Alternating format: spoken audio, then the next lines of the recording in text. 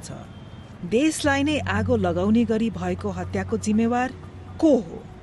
Chain of कमान्डमा रहेका मुख्य व्यक्तिहरूले अहिले एक अर्कालाई दोष लगाइरहेका छन्। हाम्रा स्रोतका अनुसार बल प्रयोग गर्ने आदेश नेपाल प्रहरीका सर्वोच्च अधिकारीबाट आएको थियो। कल साइन पिटो 1, तत्कालीन आइजिपी चन्द्रकुबेर खापुङबाट। तर खापुङले जोड दिन्छन् कि त्यसबेला सुरक्षाको जिम्मा काठमाडौँका प्रमुख जिल्ला अधिकारी छविलाल रिजालको थियो।